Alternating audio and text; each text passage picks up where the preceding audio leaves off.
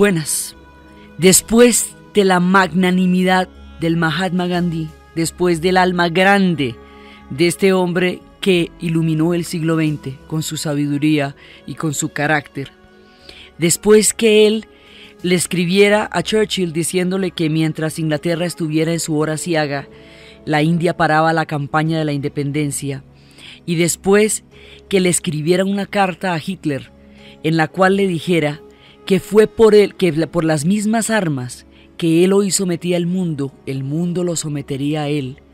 Después que todo esto está pasando, Inglaterra viviría la hora más aciaga de toda su historia y desarrollaría el comportamiento más heroico que pueblo alguno haya tenido. Es de las circunstancias más increíbles la manera como el pueblo inglés resistió esta embatida terrible de la historia y del destino.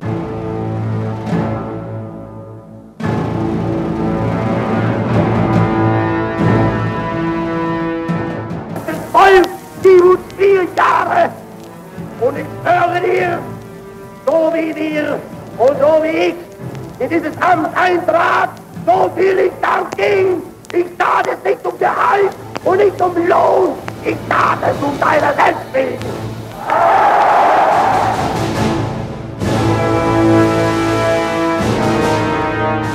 Hoy por hoy sabemos que Hitler estaba en el plan de la guerra, que era un tipo revanchista, que lo que quería era una guerra de aniquilación total, que su proyecto era demencial y tanático, que era la expresión más terrible que hemos visto del totalitarismo en el siglo XX. Pero eso no se sabía en ese momento. En retrospectiva, después de todos los análisis que se han hecho sobre el nazismo, sobre el fascismo, sobre el carácter del totalitarismo, después de todo lo que sabemos que eso fue, después del Holocausto, después de toda la información que tenemos sobre ese fenómeno y el análisis que se ha hecho de la génesis y del desarrollo de semejante monstruosidad histórica, pues cualquiera dice que las cosas hubieran podido ser diferentes, pero nadie lo sabía. Este carácter, este giro que daría la política alemana era impredecible para la gente de la época. Y sobre la información que se tenía, se tomaron las decisiones que se tomaron. Nadie sabía que era un totalitarismo. Nadie sabía que el totalitarismo es la exclusión absoluta de toda diferencia. Es la intolerancia con todo aquel que no forme parte del proyecto armado. Nadie sabía que el totalitarismo es que unos hombres armados lleguen a una ciudad o a un pueblo, sometan a la población, la conviertan en rehén y pongan a hacer todo lo que ellos dicen como ellos dicen, por lo que a ellos les provoque lo que consideren ideológica o moralmente correcto según su criterio subjetivo, y que todo aquel que no les obedezca debe morir.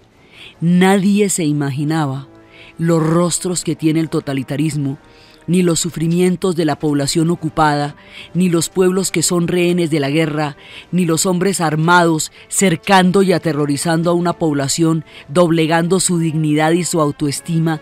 Nadie se imaginaba eso. Hoy sabemos que eso pasa. Hoy sabemos que esos fenómenos se han repetido en la historia, desde que tuvieron una resonancia tan terrible como la que tuvieron en esta época. Pero eso no era conocido antes. Es un fenómeno terrible de este siglo. Entonces, ¿qué pasa? Que Inglaterra tiene una mala conciencia con Alemania después de la Primera Guerra Mundial, porque lo que le hicieron a Alemania después de la Primera Guerra Mundial sí era una ignominia. Alemania se sentó en la mesa de negociación con una situación militar más o menos ventajosa, con un territorio relativamente intacto, porque la primera guerra sucedió fue en Francia y sucedió en el frente ruso, no en el territorio alemán.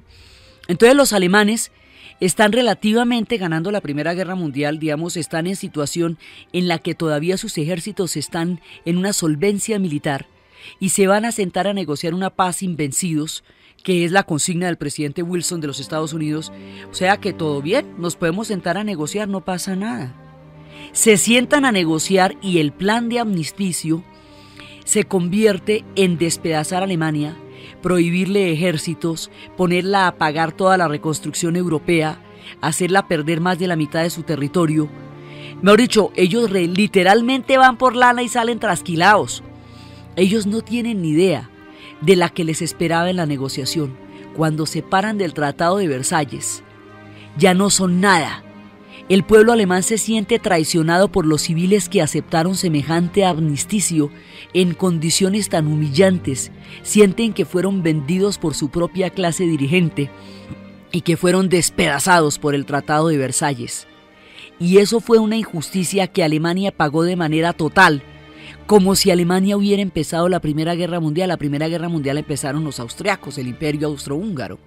Entonces, la situación tan ignominiosa, la humillación a la que fue sometida Alemania, va a dar origen al nazismo. Pero lo que pasa es que los ingleses sintieron que ellos realmente habían participado de una gran injusticia, que fue Francia quien en realidad fue artífice de la desintegración alemana, de la postración, de la humillación de Alemania como pueblo. Alemania resultó maldita de ese tratado cuando lo que iba era firmar un armisticio. Ahí le voltearon todos los términos. Esa situación de Versalles deja lista la Segunda Guerra Mundial. La segunda es una continuación de la primera. La primera quedó tan mal terminada que condujo a una hecatombe mucho peor. Entonces, los ingleses saben que ellos fueron partícipes de una gran injusticia y sienten una mala conciencia con Alemania. Y por eso tratan de ser justos con Alemania cuando no lo fueron en el Tratado de Versalles después de la Primera Guerra Mundial. Entonces la estrategia de los ingleses con Alemania es la de darle cierta ventaja histórica porque consideran que la merecen, porque no le dieron ninguna oportunidad en el Tratado de Versalles. Por eso en la película Lo que queda del día, que es basada en una novela, cuando se están haciendo las negociaciones, el Lord en cuya casa se producen las negociaciones trata de favorecer a Alemania porque él tenía un amigo que era alemán y que le había dicho que iban a ser amigos pasara lo que pasara, y las condiciones de la Alemania de la posguerra, de la Primera Guerra Mundial, fueron tan terribles que el amigo se le suicidó y él sintió que Inglaterra tenía una responsabilidad muy grande en esa adversidad de los alemanes. Entonces, con este espíritu, tratando, digamos, de reparar la injusticia cometida con Alemania, los ingleses van a mirar el conflicto desde ahí, desde la injusticia que ellos sienten que se cometió. Los ingleses le tienen horror a una segunda guerra y todos los europeos, porque lo que acaban de vivir era una pasadez. Toda la crema de la nobleza británica murió en la Primera Guerra Mundial. Inglaterra quedó moralmente muy lastimada de la Primera Guerra Mundial. Nadie quiere otra guerra, nadie la quiere. Y van a tratar de evitarla, y de evitarla, y de evitarla. Y van a tratar de negociar, y van a tratar de hacer la paz. Y ellos negocian con los alemanes del nazismo como si estuvieran hablando con los alemanes que fueron postrados en Versalles. Resulta que los alemanes del nazismo no son los mismos que estaban postrados en Versalles. Los de Versalles era el ejército prusiano. Los de Versalles era el pueblo alemán del recién formado Estado alemán. Los que van a negociar en los 20s y en los 30s, ya a partir del 33, que es cuando Hitler es nombrado canciller, ya los tipos de von Ribbentrop, que era el canciller, en ese momento el negociador de relaciones exteriores de Alemania.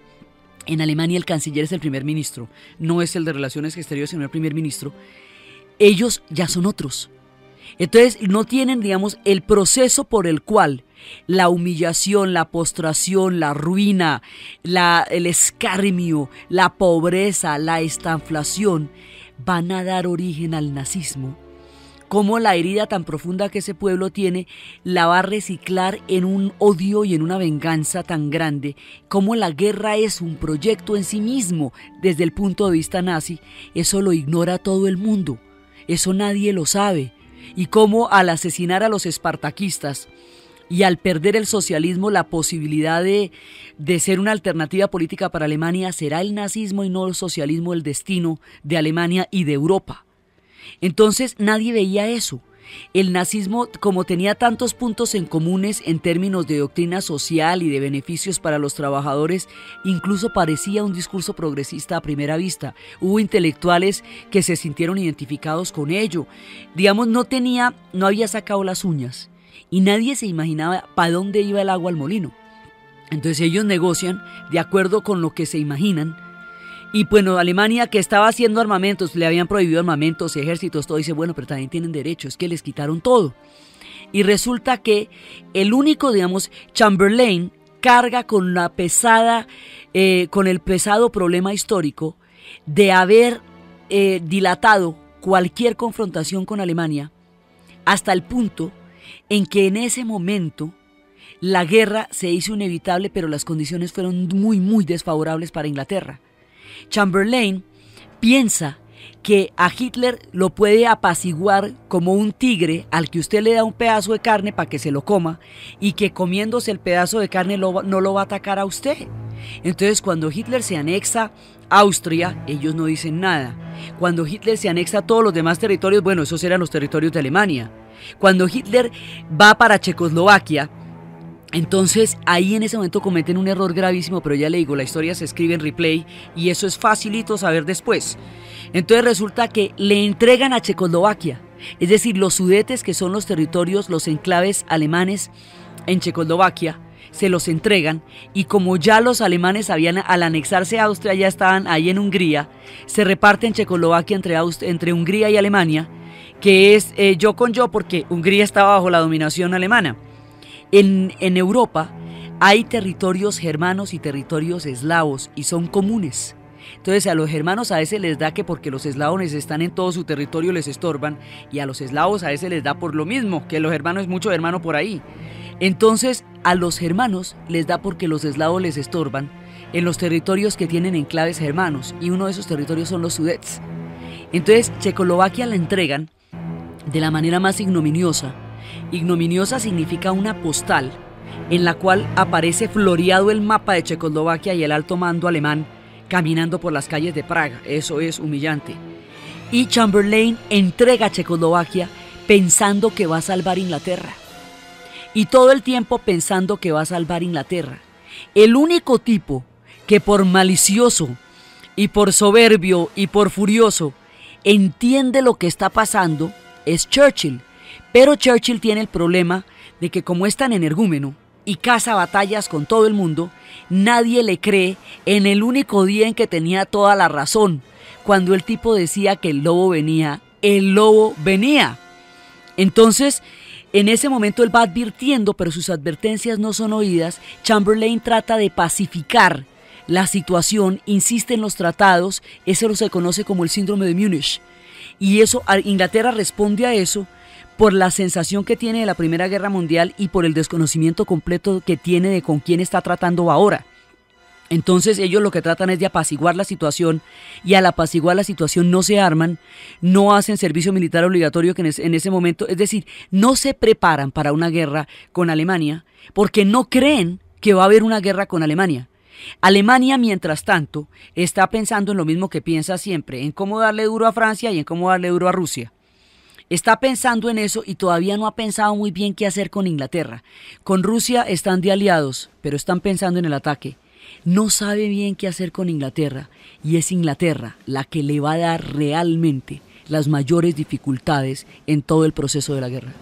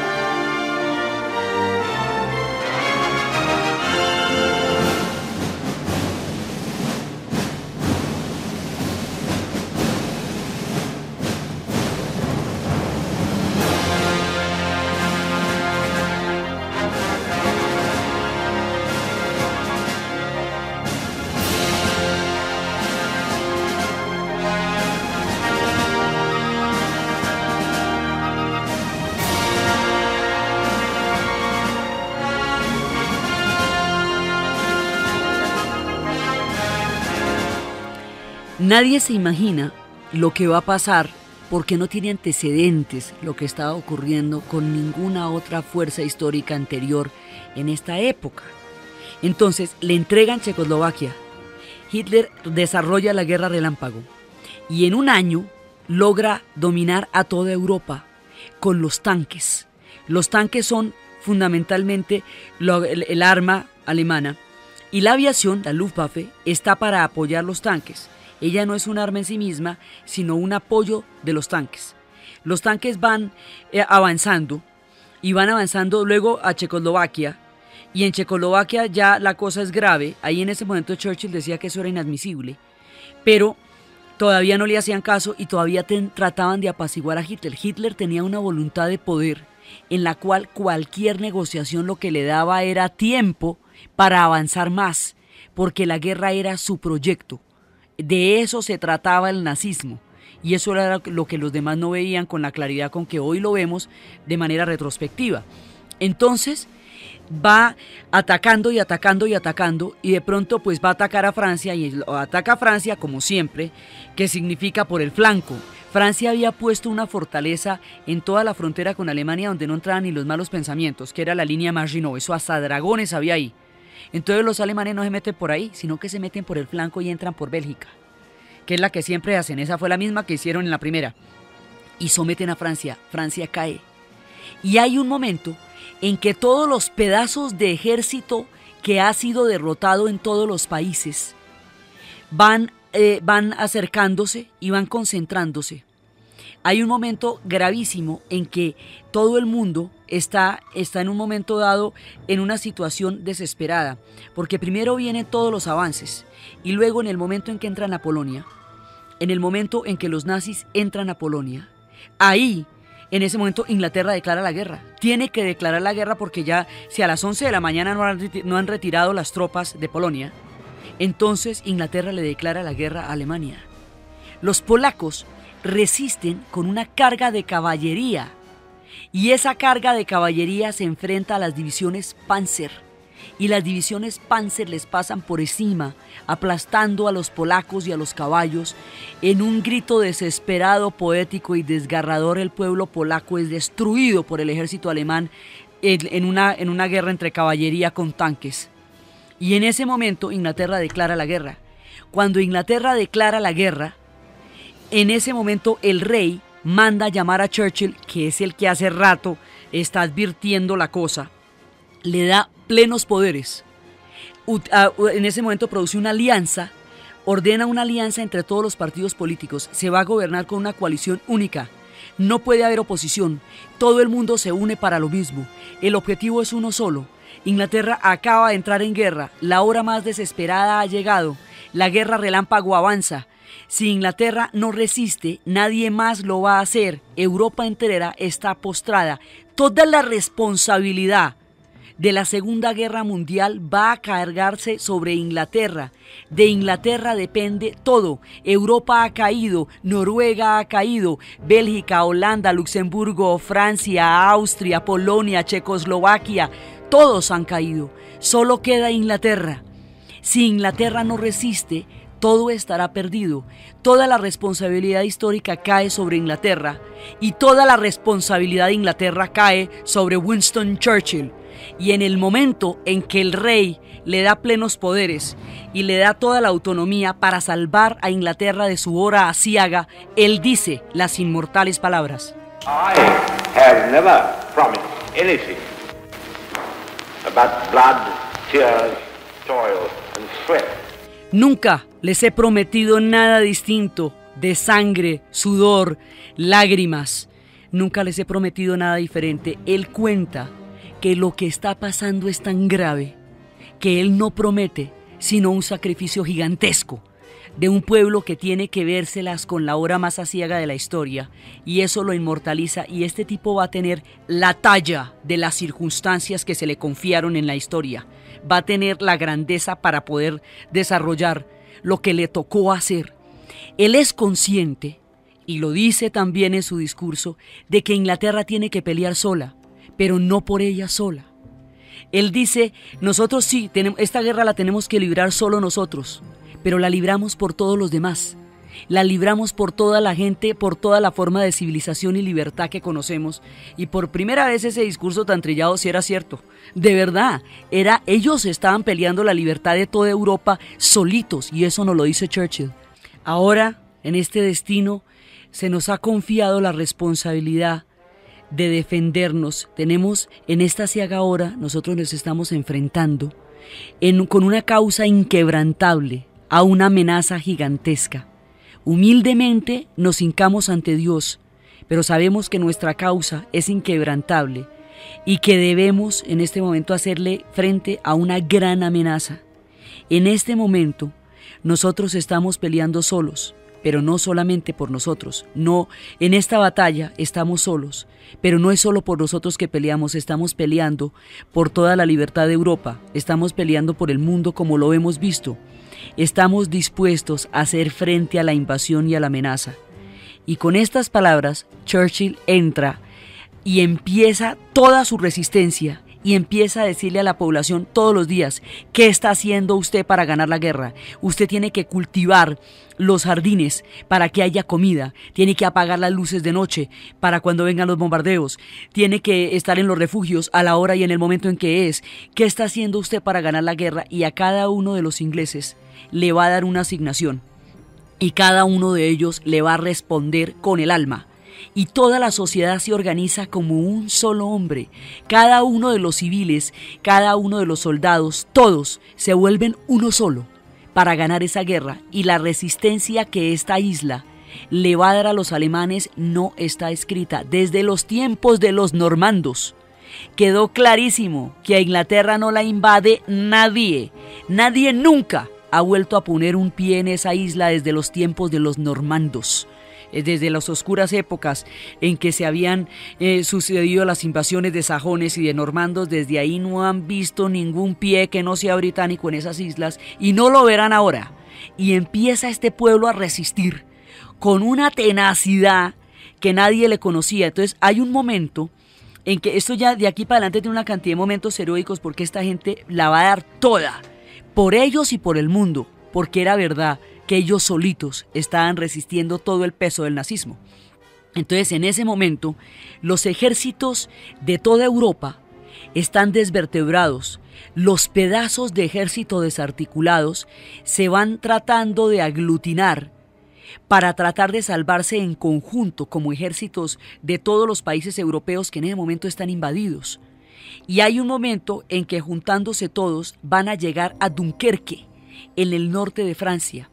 En Dunkerque hay una bolsa, y ahí en Dunkerque 300.000 soldados de todos los ejércitos de Europa están desesperados y acorralados.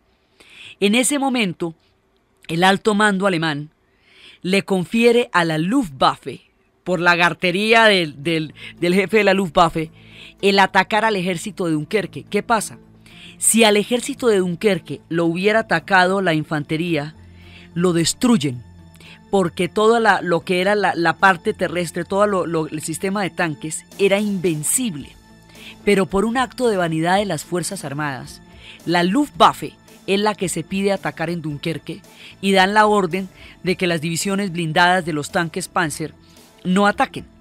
Entonces, no significa que el ataque de la Luftwaffe no sea una cosa terrible, significa que no es tan contundente como lo hubiera sido si se están movilizando las divisiones Panzer. Entonces, el ejército está acorralado. En el norte de Francia, en la bolsa de Dunkerque, tiene el mar por delante y la aviación alemana, la Luftwaffe, por encima.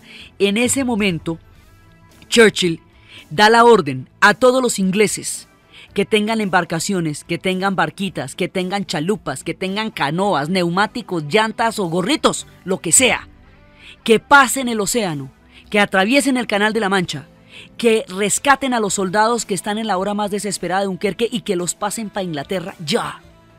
Y empiezan a hacer eso, y cada uno de estos civiles, el que tenga la chalupa, la barquita o el yate, debajo del fuego de la Luftwaffe, porque los están atacando, uno por uno de los civiles británicos salvan a 350.000 hombres atrapados en ese momento en Dunkerque. Y ese ejército es el que se puede recomponer para continuar la guerra en el momento más desesperado. Churchill dice que nunca tantos debieron tanto a tan pocos y le expresa su orgullo al pueblo británico por el heroísmo con que salvaron a todo el ejército de Dunkerque, arriesgando sus propias vidas, sabiendo que ahí se jugaba todo. Y cuando están después de la bolsa de Dunkerque, cuando el ejército se va recomponiendo, viene la hora una de las horas más fuertes de todas. La idea de los alemanes era quebrar la aviación británica, la Royal Air Force, para facilitar una invasión de infantería a la isla. Lo primero que tenían que hacer era quebrar la aviación. Entonces Göring le dice a Hitler que eso el 10 de agosto se mete y que eso en 4 días tiene totalmente desmantelada la aviación británica y con eso se facilita la entrada a la isla. Y resulta que eso no va a pasar. En un principio los alemanes estaban bombardeando los aeropuertos y al bombardear los aeropuertos estaban dándole durísimo a la Royal Air Force, la Real Fuerza Aérea Británica, porque estaban impidiéndole las pistas. Pero por un accidente, digamos por una pendejada de guerra, un avión suelta unas bombas sobre Berlín. No, digamos, no pasa mucho, pero eso exalta la soberbia de Hitler. Y Hitler ordena ya no los bombardeos sobre las pistas, que son los que militarmente debilitan, sino los bombardeos sobre la gente, sobre las ciudades. Y esto va a desatar la ira y el heroísmo del pueblo inglés.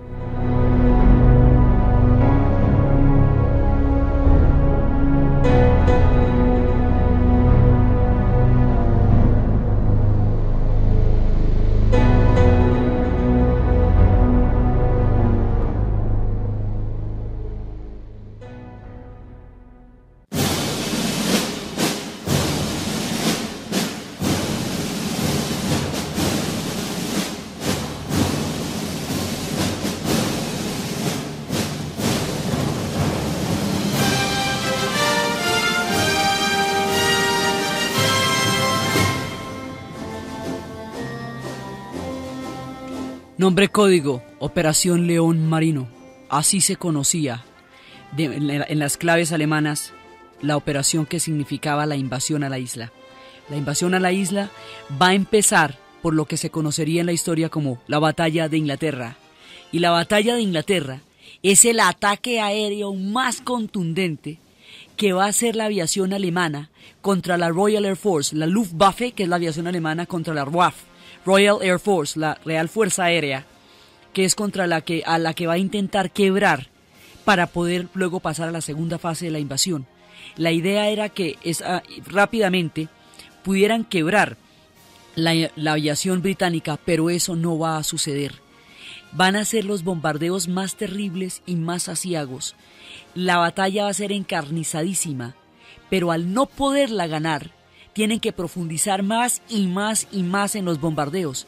Entonces, originalmente, las bombas que habían caído sobre Berlín habían exacerbado la ira de Hitler, y Hitler empezó a ordenar ya no el ataque a las pistas, porque el ataque a las pistas es lo que militarmente derrotaría a la aviación, sino el ataque a la población civil. Y al atacar la población civil, la enardecen. Y los ataques se van a suceder de una manera terrible, y es en el momento en que empiezan los bombardeos sobre Londres, cuando se sella el destino de las ciudades alemanas, porque es precisamente por todos los ataques que se le hicieron a Inglaterra durante toda la guerra y a las demás ciudades europeas, que a las ciudades alemanas las van a dejar hechas moronitas. Es precisamente por eso que la venganza sobre las ciudades alemanas va a ser total, por este tipo de decisiones, y la guerra aquí coge un aspecto feroz. Porque en la estrategia de los alemanes es, en lugar de los frentes que había durante el tiempo de la Primera Guerra Mundial, ahora lo que van a hacer es tratar de romper las líneas de abastecimiento del enemigo. Y al romper las líneas de abastecimiento del enemigo empiezan a destruir toda la infraestructura. Y al destruir toda la infraestructura, los puentes, los caminos, las torres de energía, todo eso se considera objetivo militar. Y en la medida en que se van metiendo con eso, se van metiendo con la población civil. Y al meterse con la población civil, el número de muertos se centuplica. Entonces ya no son 10 millones como en la primera, sino que van a ser 50 millones. En la Primera Guerra Mundial, si usted estaba en la línea de la batalla, pues se lo llevan, pero no lo buscan a usted para matarlo. en la Segunda Guerra Mundial la población civil va a ser carne de cañón del conflicto, y esto va a profundizar mucho más en la barbarie. Los bombardeos sobre Londres son inclementes, son inmisericordes. La batalla de Inglaterra es una obra dramática y aciaga. And now a series of dogfights has developed in the sky above me. In fact, one hurricane is now spinning out of control, and I'm afraid there's no sign of the pilot getting out.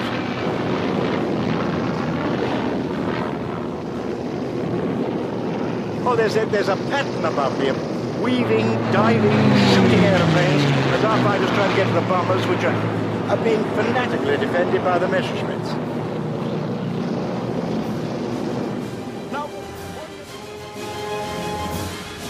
Los pilotos ingleses, muchachitos con 20 horas, 36 horas de entrenamiento, llevan la resistencia más heroica en la batalla de Inglaterra. Los pilotos no aparecen, los aviones se ven estrellándose. Una y otra vez los cielos están cubiertos por todos estos bombardeos y no logran quebrar a la Fuerza Aérea. Y al no lograr quebrar a la Fuerza Aérea, los planes alemanes se complican. Se les complica la vida porque ellos contaban, primero le habían ofrecido a Inglaterra simplemente la paz. Y no más, ya con eso, digamos, mantenerla fuera de la guerra. Pero Inglaterra sabe que no puede hacer eso. Inglaterra no acepta nada y se mete solita, porque si Inglaterra no resiste, no hubiera habido quien los enfrentara. Si Inglaterra no hubiera podido sostener y aguantar ella solita todo el peso de la Segunda Guerra Mundial, eso no se gana. De ella dependió en una gran medida.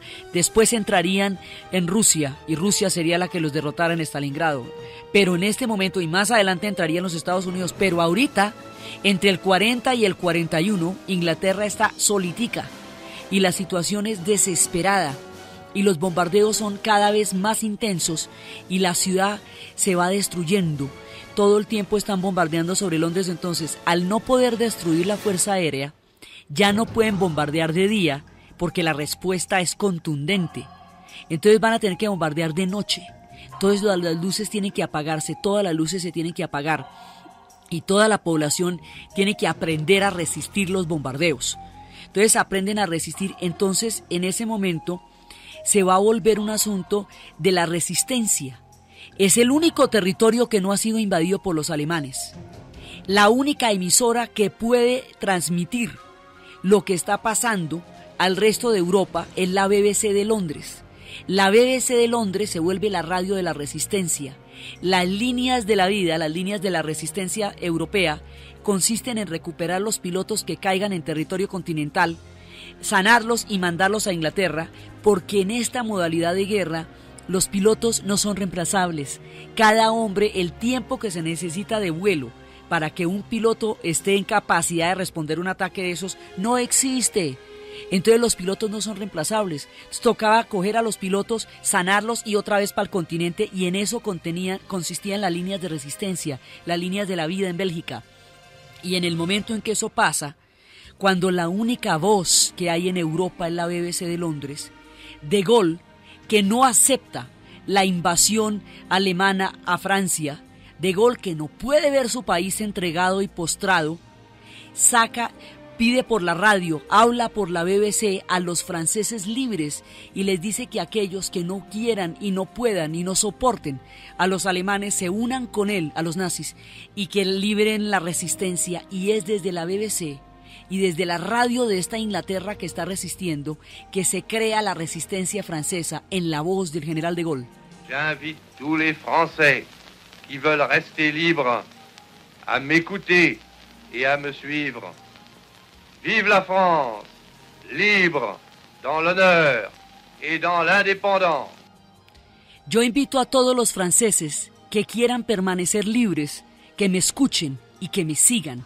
Que viva la Francia libre y la Francia independiente. Entonces, alrededor de Inglaterra se arma toda la resistencia, porque están las líneas de la vida, las que se organizan desde Bélgica, están las líneas, la resistencia francesa que De Gaulle está llamando, y al principio le paran bolas 4 gatos. Cuando él arranca a crear la resistencia, eso no es casi nadie. Eso es después que la gente se le va uniendo y que se logran armar las grandes redes. Pero en un principio era De Gaulle solito. Entonces, en ese momento, Inglaterra resiste, y resiste de una manera que es absolutamente heroica. Resiste.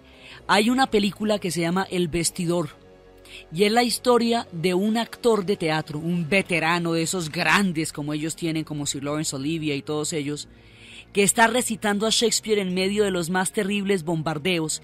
Caen las bombas sobre Londres y el tipo está recitando a Shakespeare. Y en el momento más aciago y en la hora más oscura, el tipo está recitando a Shakespeare, y el tipo no deja de agarrarse de los versos de Shakespeare, porque él dice que si en alguna parte de Inglaterra no se está recitando a Shakespeare en el momento más aciago de toda su hora de la historia, entonces y solo entonces estará vencida Inglaterra. Mientras en algún rincón, mientras en alguna parte alguien esté recitando a Shakespeare, hay algo de Inglaterra que sobrevive a la ignominia y a la barbarie, y de esa manera el vestidor, que es el hombre que viste al actor, y el actor que recita a Shakespeare mantienen la dignidad de un pueblo postrado por los bombardeos. Y van resistiendo los ingleses, resisten manteniendo la vida cotidiana, no permitiendo que nadie interrumpa sus ceremonias. Y hay una foto de Robert Capa de dos viejitos en un refugio antiaéreo en medio de los más aciagos bombardeos, con un barril y sobre el barril puesto un juego de té, un mantel y un juego de té. Son las 5 de la tarde. Los refugios están atestados, las bombas están cayendo sobre toda la ciudad, pero ellos toman el té porque la ceremonia de la vida cotidiana es el éxito de la dignidad. Cuando un pueblo decide que nadie le va a controlar a qué horas toma el té, aunque los maten a todos, es una manera de decir que su espíritu no está siendo quebrantado, aunque la fuerza intente doblegarlos. Y los ingleses resisten. Y un día, después de un bombardeo gigantesco en un área que quedó totalmente pulverizada, que quedó completamente destruida, no quedó piedra sobre piedra, la catedral más grande de Europa, la más gigantesca, son horas y horas y horas de bombardeos en los refugios. Esta gente, en el pánico, escuchando las sirenas, corriendo de un lado para el otro, metida debajo de los refugios, viendo los escombros. Y cuando usted está metido debajo del subterráneo, usted no sabe qué queda cuando usted salga, y es posible que no quede nada. Usted sale y lo que pase ahí puede ser ruinas, y en eso usted va a tener que vivir.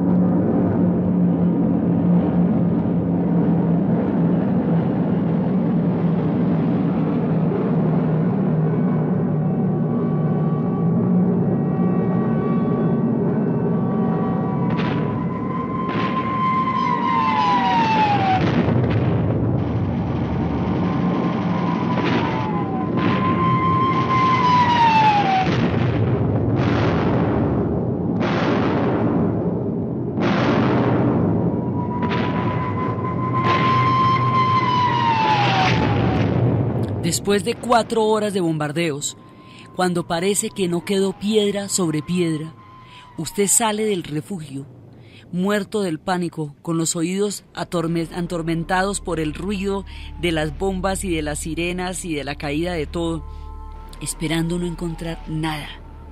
Y cuando finalmente logran salir de los refugios donde han sido encerrados por la desesperación, encuentran que la catedral de San Paul está intacta. No le ha pasado nada. Esto no es explicable, no se puede imaginar. Todo alrededor de la catedral de San Paul quedó completamente destruido, quedó hecho polvo, pero la catedral de San Paul, que es gigantesca, sobrevivió. Entonces, y solo entonces, ellos entienden que va a haber futuro, que si la catedral de San Paul se salvó, es porque van a tener una segunda oportunidad, que la ciudad de Londres se va a salvar, esta ciudad de Londinium que para entonces ya tenía más de 1000 años y que había conocido todas las etapas de la historia, desde las épocas de los romanos hasta la revolución industrial pasando por los celtas, y que ahora pasaba su época más aciaga. Entonces comprenden que la ciudad de Londres se va a salvar, y que ellos van a sobrevivir y que van a ganar la guerra y que habrá un mañana y que habrá un futuro y que habrá un día para las generaciones siguientes. Y en ese momento la Catedral de Saint Paul se convierte en el símbolo de la esperanza de la ciudad, y hoy todos lo miran como el símbolo de la esperanza y la miran como la confianza en el futuro que la ciudad sí tuvo, después de que había quedado intacta en medio de la ruina del bombardeo más atroz, la Catedral de Saint Paul en Londres. Entonces esta gente sigue resistiendo. Y una parte de la resistencia de los civiles. Los civiles resisten sembrando en los huertos, comportándose como tocan los bombardeos. Cada uno de ellos tiene una asignación, cada uno de ellos tiene una misión. Los pilotos resisten, todos están resistiendo.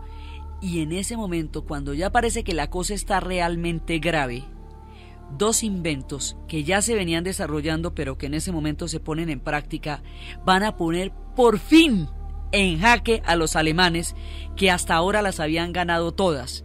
Aquí se les va a poner el dulce a mordisco, el radar y el sonar.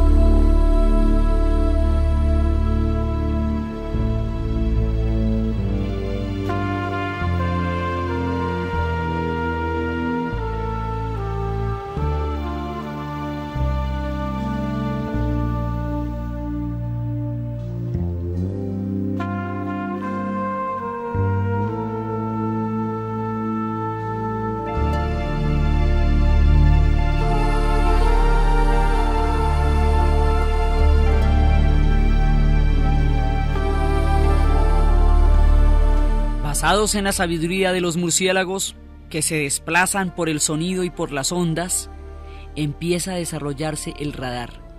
Y después de que en 1941 todo había sido horror, empieza a suceder, primero ya es absolutamente necesario que los Estados Unidos se metan en la guerra, porque si no, no hay cómo.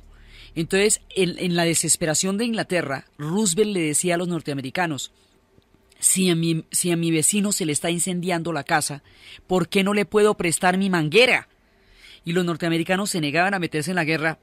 Ellos no entendían para qué se iban a meter en eso. Y es por el bombardeo de Pearl Harbor que los norteamericanos entran en la guerra el 6 de diciembre de 1941. Pero Inglaterra ha resistido del 39 al 41, y especialmente todo el 40 y el 41, que es cuando fue atacada, solitica. Y esa fue, digamos, su parte de la guerra. Su parte más importante de la guerra es resistir todo eso hasta que entren los norteamericanos. Cuando entran los norteamericanos, Inglaterra sigue peleando, pero ya hay alguien. Es que eso era muy tenaz cuando estaban ellos solitos. Entonces ahí empiezan a cambiarse la correlación de fuerzas. Y después de que en el 41 ni una la veían, en el 42 empiezan a caer los aviones alemanes como moscas. Y la guerra de los submarinos, que es la más brava de todas, ese es el punto más destructivo de la guerra, empieza a hacerse cada vez más tensa. Los alemanes no entienden por qué les tumban los aviones y nadie los está viendo. No pueden entender eso. Y los submarinos empiezan a sentir un sonido angustioso, al cabo del cual empiezan a venir los torpedos. El radar y el sonar permiten localizar a los aviones en el cielo antes de que sean visibles y dan la posición en la cual se encuentran los submarinos. Los alemanes no tienen estos inventos. Saben que ese sonido está asociado a los torpedos, y la sensación de angustia, de claustrofobia, de estar usted metido como una sardina en latas en un submarino de esos, corriendo para un lado y para el otro para mantener el peso, bajando contra toda presión a riesgo de reventarse, tratando de huir del ruido de ser detectado por los sonares, es la cosa más angustiosa del mundo. Hay una película que se llama El barco, Das Boat, que cuenta precisamente esa angustia. Los ingleses empiezan a cambiar la correlación de fuerzas, ya tienen el radar y tienen el sonar, y con eso van ganando el dominio de los cielos y el dominio de los mares interiores, de los mares profundos, porque el sonar es el arma que va a lograr derrotar a los submarinos, y los submarinos son de las partes más terribles de la guerra. Entonces Inglaterra ya están los Estados Unidos y ya hay radar y hay sonar. Eso ya de todas maneras es una ayuda muy grande. Es que al principio estaban ellos solitos y era muy duro.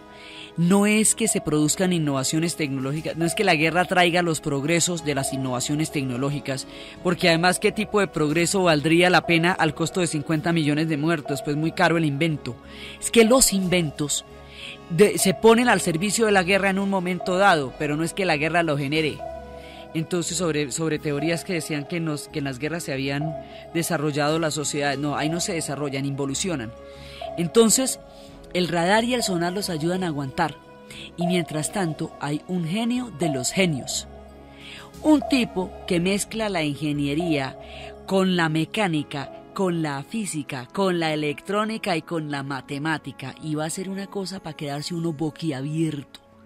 Este tipo entiende que toda la matemática en última se puede reducir a sumas y a restas, que las sumas y las restas se pueden representar en un sistema binario de 1 y 0 solamente, que el 1 y el 0 como sistema binario pueden transmitirse en impulsos eléctricos que den las instrucciones pare o siga, y usted puede manejar eso, pare o siga.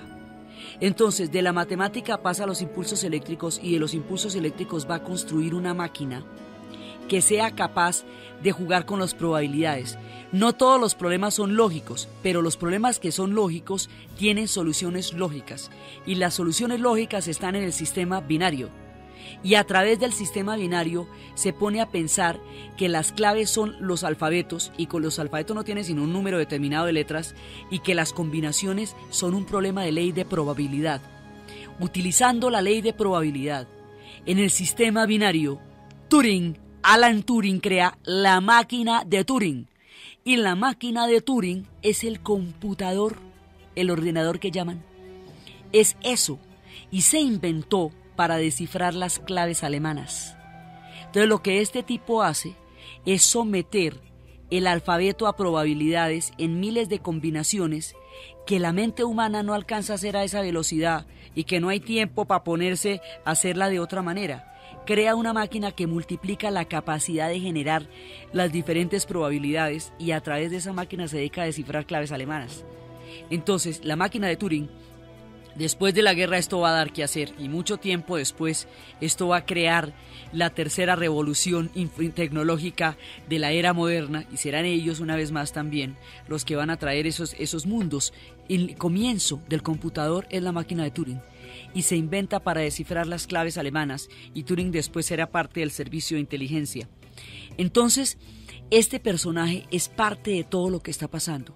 Tienen el radar, tienen el sonar, tienen la máquina de Turing, tienen la aviación más poderosa, que cada vez se va haciendo más fuerte la aviación, tienen las redes de resistencias de los pilotos, con el apoyo de toda Europa para seguir mandando pilotos una y otra vez.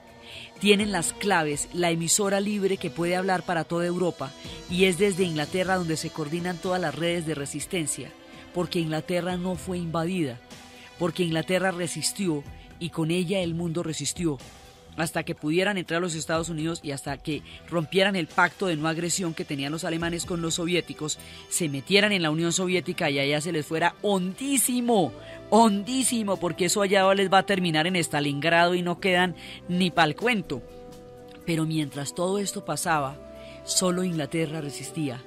Y Churchill animaba a la población con una vehemencia, y mientras tanto las divisiones se van desplazando por toda Europa y van desplazándose por África del Norte, y el general Montgomery se las va a ver con las Africa Corps, y la guerra en el Pacífico, en Birmania, con el general Bill Slim, y el escenario de la guerra va a estar metida Inglaterra. Inglaterra en un momento dado va a ser el epicentro, cuando estuvo sola después de la guerra relámpago. Después va a ser un punto de toque importantísimo. Ella definió la guerra en la medida en que resistió. La derrota final la van a hacer los soviéticos en Stalingrado, y la van a hacer los Estados Unidos en Japón con la bomba atómica. Pero el punto nodal que permitió que los alemanes no pudieran arrasar con toda Europa, sí, que los nazis no pudieran arrasar con toda Europa sin ningún tipo de oposición, fue la heroica resistencia de los ingleses. En el año en que ellos solitos, el año y medio, en que ellos solitos resistieron todo el peso de la Segunda Guerra Mundial. Entonces, cuando están resistiendo todo el peso, después cuando la guerra va adquiriendo estos rumbos y los alemanes empiezan a declinar, el poderío alemán empieza a declinar, ya después cuando vienen las combinaciones que van a llevar al desembarco de Normandía, ya después vienen las conferencias de Yalta, y en las conferencias de Yalta, Churchill con Stalin y Roosevelt se sientan a pensar cómo va a ser el reparto del mundo después de la Segunda Guerra Mundial. Este reparto es bastante vulgar, los repartos siempre lo son, y Churchill le pasa una servilletica a Stalin en la cual le pregunta que si le parece que Polonia se la repartan al 90 para Rusia y al 10 para Inglaterra, mientras que Grecia al revés, al 90 para Inglaterra y al 10 para Rusia, y Stalin está de acuerdo. En la conferencia de Yalta, los tres que han hecho la guerra están haciendo el mundo de la posguerra, y el mundo de la Guerra Fría se está empezando a crear, pero son los tres que han combatido juntos la Segunda Guerra Mundial y que han combatido juntos a los nazis. Lo curioso es que cuando la hora más aciaga de los ingleses está por terminar, cuando han salido adelante de los racionamientos, del pánico, de la barbarie, en ese momento llaman a elecciones. Inmediatamente después de Yalta, llaman a elecciones a Churchill, y Churchill pierde las elecciones. Esa no se la imaginó nunca. Los ingleses creen que el hombre que los salva de la guerra no será el que los gobierne en la paz, porque el gobierno en la paz requiere tolerancia, alianzas, requiere comprensión y requiere ser capaz de dar y entregar cosas que Churchill nunca hubiera hecho. Churchill es el guerrero, el león, el que enfrenta, el que gana, el hombre que salva a Inglaterra junto con todo el pueblo inglés de su mano. Pero no será el hombre que reconstruya la Inglaterra de la paz. El hombre que reconstruya la Inglaterra de la paz será Adler. Y una vez más pasa lo que en la primera también no es el que la enfrenta el que luego organiza la posguerra. Los ingleses tienen esa política, los guerreros son para la guerra, en la paz se requieren otro tipo de personas.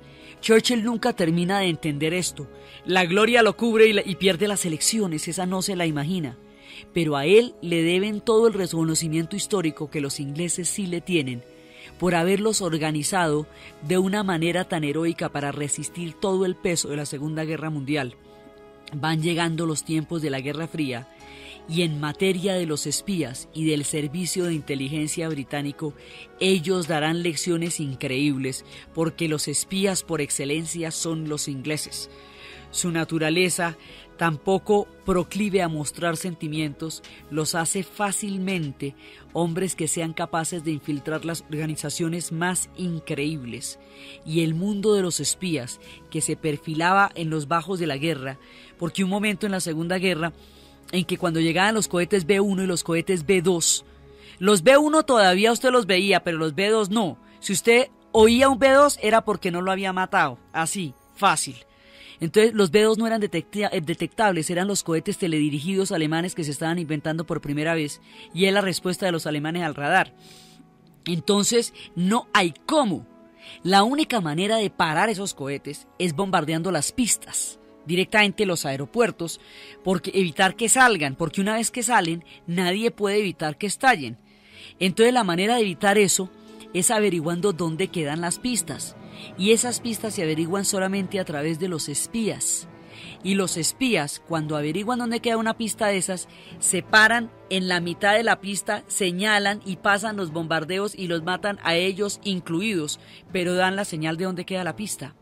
Y así se va creando el mundo de los espías, que es el que vamos a ver después.